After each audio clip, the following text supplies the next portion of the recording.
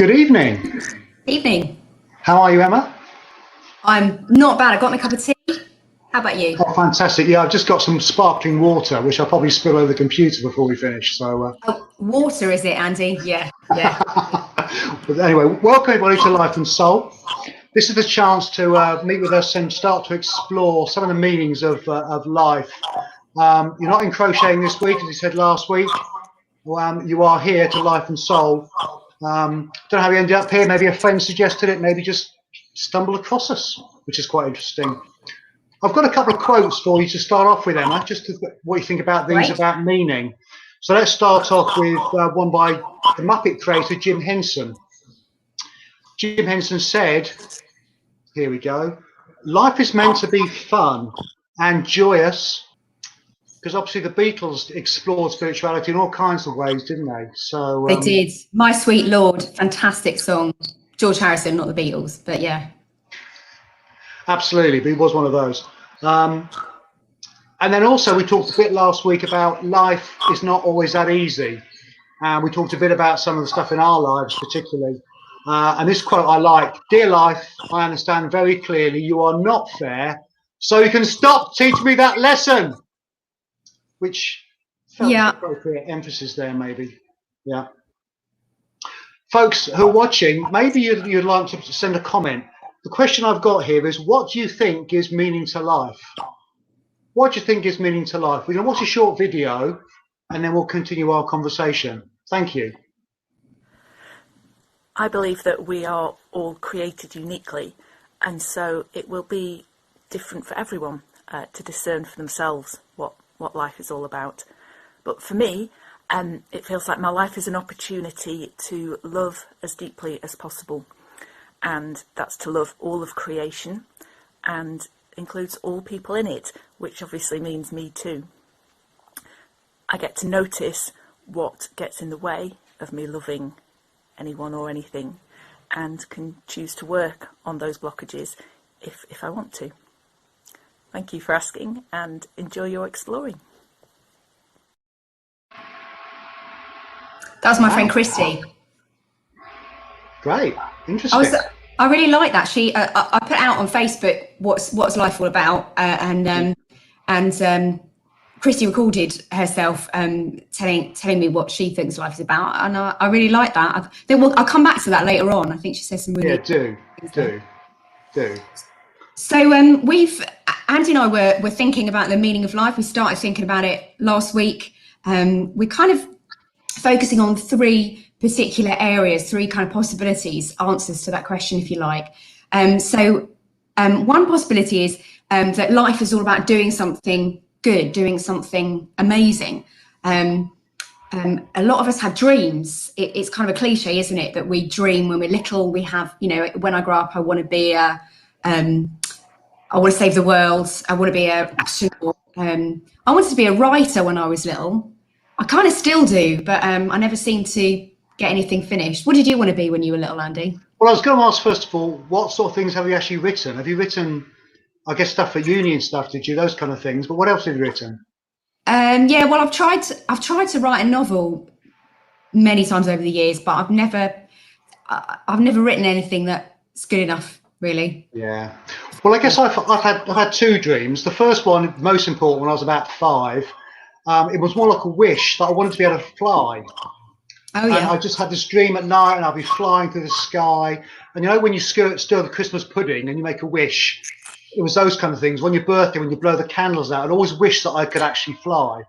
Yeah. But I think another dream I've had, which started when I was a teenager, so about 13, was because I've always tried to save everybody and save the whole world and put things right. And I hate conflict, and I was trying to sort things out with people, the rest of it. And one dream I had was to have a place where people could come and I could look after them and kind of care for them.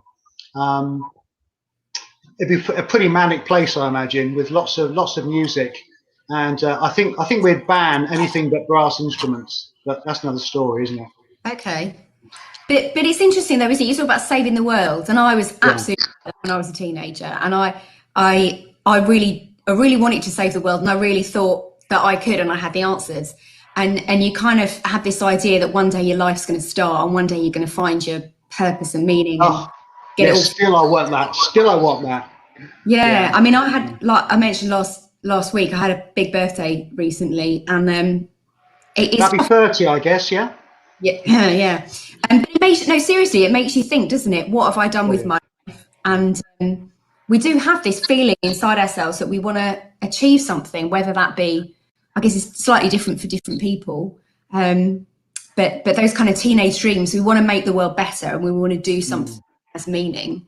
But I guess the older we get, do we get ground down? Do we get disillusioned maybe? Well, I used to try and control everybody to make them do life the way I thought life should be done. A bit like a Darth Vader character in my mind, maybe. But then began to realise as I got older that I couldn't control everybody. They had their own lives to lead. I was somewhat disappointed, being very idealistic about how I think life should be, really. But as I got older, I began to realise that people do things in their own way, and that's not necessarily wrong. It's just different than I would do things, which is wrong. No, it's not really. So, yeah. So there we go. Eleanor says her joke / serious answer is to have all the chocolate. That's Dora. No chance, Dora.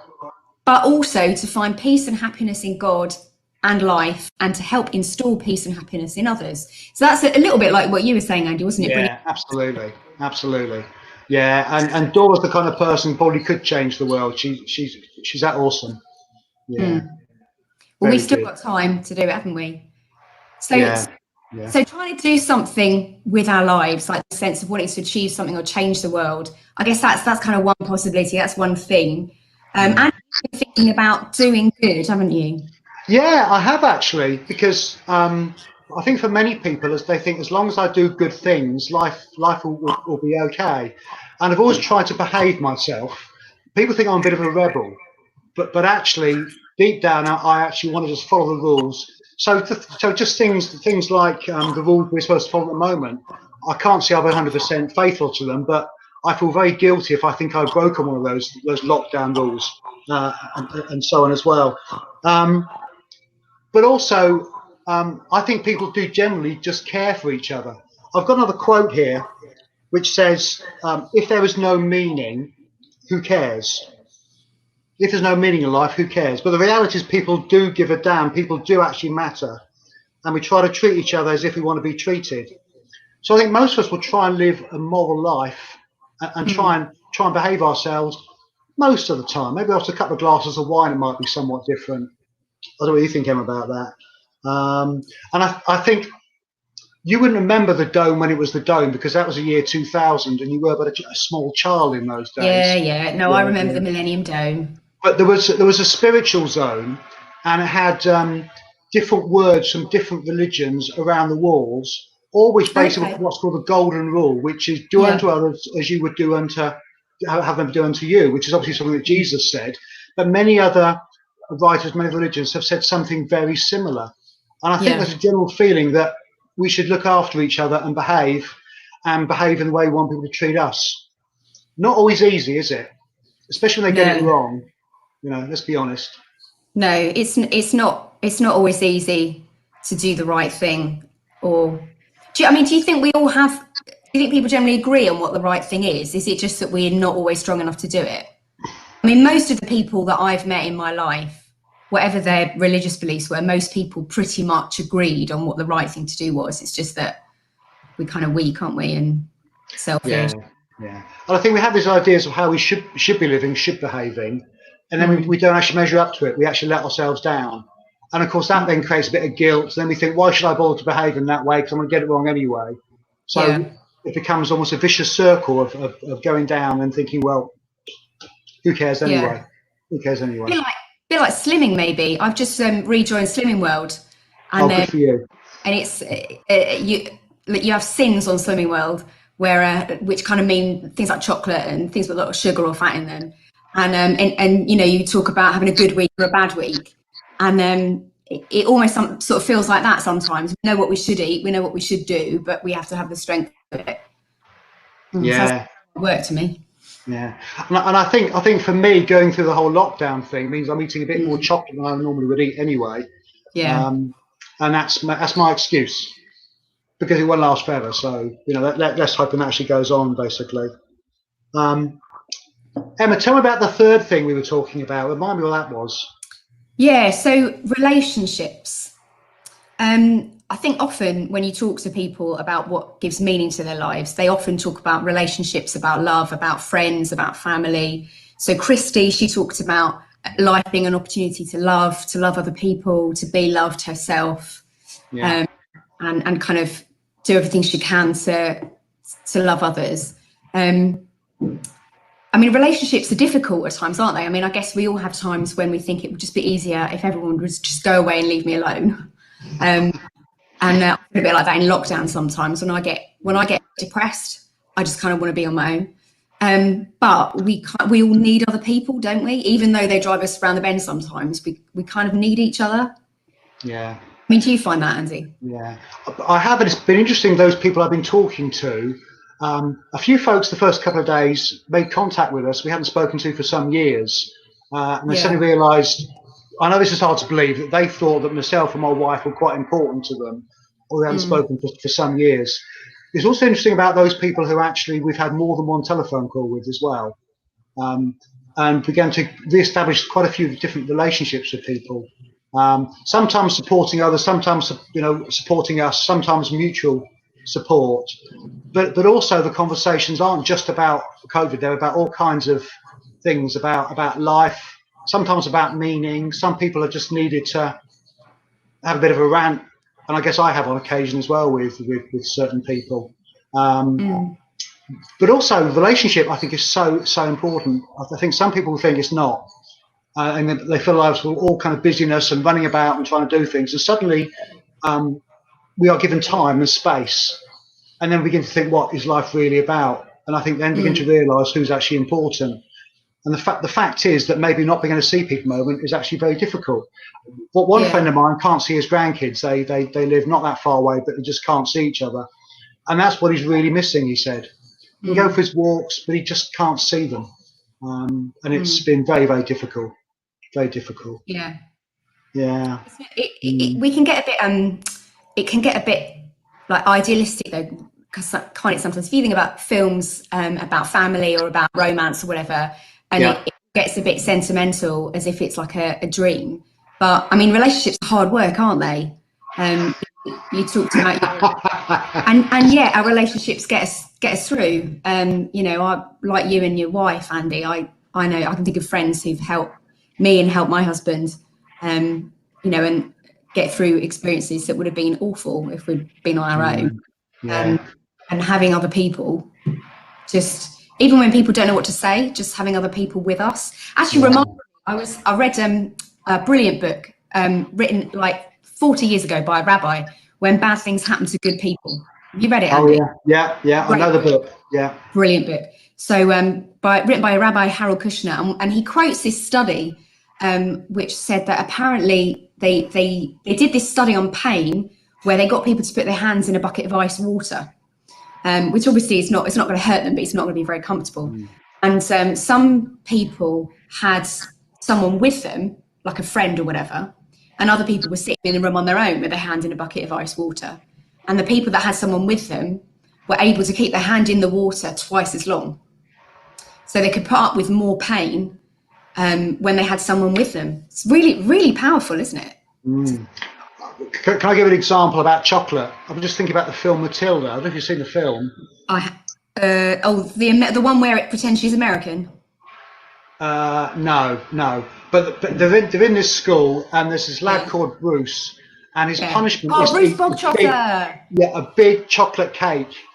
And and he can't do it, and then they cheer him on, and because of all his friends supporting him, he could eat this great big chocolate cake, which I quite like that way of so encourage me to eat more chocolate, Emma. That could be that doesn't work, does it really? But I get what you're saying about people, that people need people. It's also, I don't know about what's happened down your street. We've had WhatsApp group, and we've got a real community, folks we haven't ever really even seen before. And now we're talking, and folks are looking after each other and doing bits of shopping and all the rest of it. So to me, that's been a very, very amazing thing, really, that people are supporting and giving food to the food banks and supporting each other in all kinds of wonderful ways. And you know, is that similar to your street? I've seen bunting down your street when I've been out walking. Yeah. We've got a street WhatsApp group as well, and it's been great because I've lived on my street for 6 years now, and there are people only a few houses up, and I didn't even know their names, and that's been great, actually getting to know, building community, because community is so important, isn't it? It's all of us. Yeah. Do you know what, Andy? It's 1:45 already. I know, time has virtually gone, hasn't it? Can I just say, it'd be interesting to see what happens. Obviously, we are all hoping and praying this ends as soon as possible. Yeah. But how relationships will be afterwards during this time of crisis, whether this really will change relationships and give more meaning in our streets and in our families with our friends and so on. Because most of us are so busy running about doing that, again, trying to save the world, maybe. We always haven't got time for those nearest and dearest, I suppose. Interesting. So we're going to have a Zoom tonight. That's going to be good. So rather than being broadcast live like we are now, we're going to go into the Zoom room, as it were, and you're very welcome to come and chat with us if you'd like to. Oliver's going to put the link up in the comments. There it is. So you're welcome to join, and we'll chat for no more than half an hour, probably be about 15 to 30 minutes. And we're hoping to do a Zoom conversation each week. So Andy and I will have a chat, much like we've just done, and then we'll move into a longer conversation where you won't be broadcast to world. It'd be great to see you there. You're welcome to join us. And if you've got to go now, then hope to see you next week. Can I just say thank you to Oliver for sorting out the technicals for us? Thanks, Oliver. It's been seamless. Thanks, Oliver. Thanks, Oliver. We love you, Oliver. He's going to blank.